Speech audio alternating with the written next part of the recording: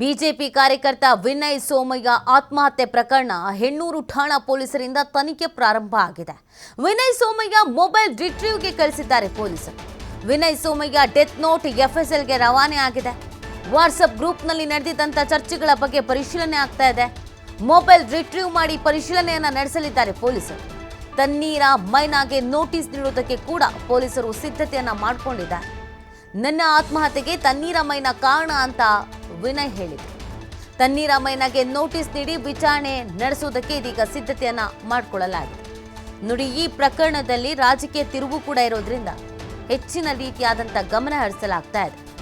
ವಿನಯ್ ಸಾಯೋದಕ್ಕಿಂತ ಮುಂಚಿತವಾಗಿ ತನ್ನ ಸಾವಿಗೆ ಯಾರ್ಯಾರು ಕಾರಣ, ಏನೇನು ನಡೆದಿತ್ತು ಅಂತ ಕಂಪ್ಲೀಟ್ ಆಗಿ ಬರೆದಿದ್ರು. ತಮ್ಮ ವಾಟ್ಸಪ್ನಲ್ಲಿಗೆ ಪ್ರತಿಯೊಂದರ ಡೀಟೇಲ್ ಕೂಡ ಇತ್ತು. ಹಾಗಾಗಿ ಇದೀಗ ಮೊಬೈಲನ್ನು ರಿಟ್ರೀವ್ ಮಾಡಲಾಗಿದೆ.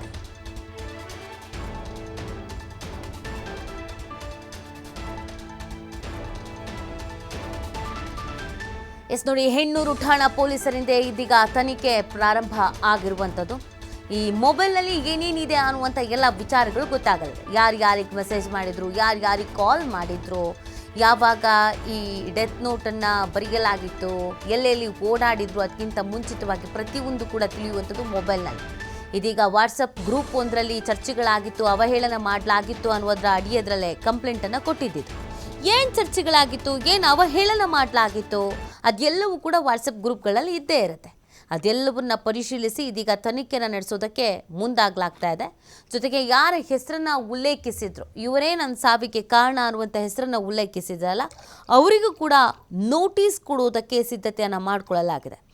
ನೋಟಿಸನ್ನು ಕೊಟ್ಟು ವಿಚಾರಣೆಗೆ ಹಾಜರಾಗುವಂತೆ ಸೂಚನೆ ನೀಡುವುದಕ್ಕೆ ಇದೀಗ ಪೊಲೀಸರು ಅಲರ್ಟ್ ಆಗಿದ್ದಾರೆ.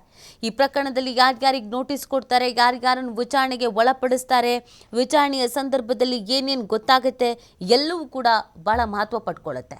ಯಾಕಂದರೆ ಇದು ಬಿಜೆಪಿ ಕಾರ್ಯಕರ್ತ ಮಾನಸಿಕವಾಗಿ ಕುಗ್ಗಿ ಹೋಗಿ ಕಾಂಗ್ರೆಸ್ನವರ ಮೇಲೆ ಆರೋಪವನ್ನು ಮಾಡಿ ಆತ್ಮಹತ್ಯೆಯನ್ನು ಮಾಡಿಕೊಂಡಿರುವಂಥ ಪ್ರಕರಣ.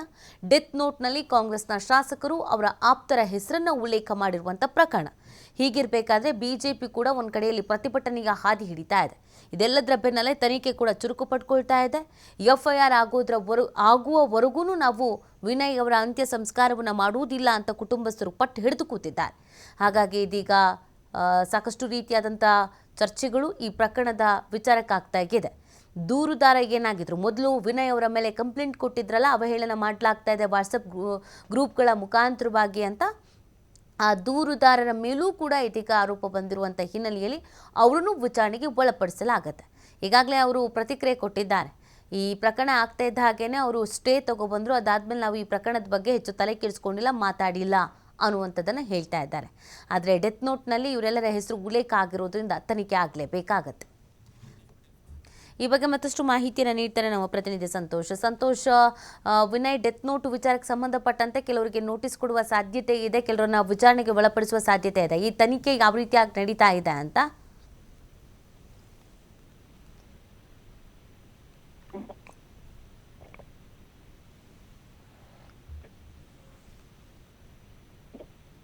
ವಶಪಡಿಸಿದ್ದಾರೆ. ಮೊಬೈಲ್ ಅನ್ನ ರಿಟ್ರೀವ್ ಮಾಡ್ಲಿಕ್ಕೆ ಕಳಿಸಿರುವಂತದ್ದು. ಅಂದ್ರೆ ಮೊಬೈಲ್ ನಲ್ಲಿ ಗ್ರೂಪ್ ಗಳನ್ನ ಮಾಡಿಕೊಂಡು ನನಗೆ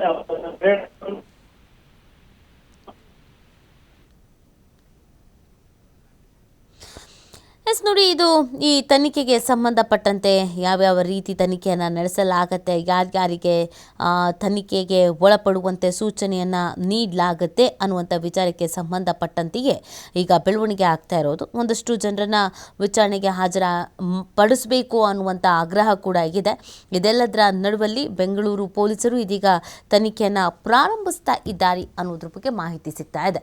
ತನ್ನೀರ ಮೈನಾಗೆ ನೋಟಿಸನ್ನು ಕೊಡುವಂಥ ಸಾಧ್ಯತೆ ಇದೆ, ಅದಕ್ಕೆ ಅಂತ ಸಿದ್ಧತೆಯನ್ನು ಮಾಡಿಕೊಳ್ಳಲಾಗಿದೆ ಅನ್ನೋದ್ರ ಬಗ್ಗೆ ಕೂಡ ಮಾಹಿತಿ ಲಭ್ಯವಾಗ್ತಾ ಇದೆ.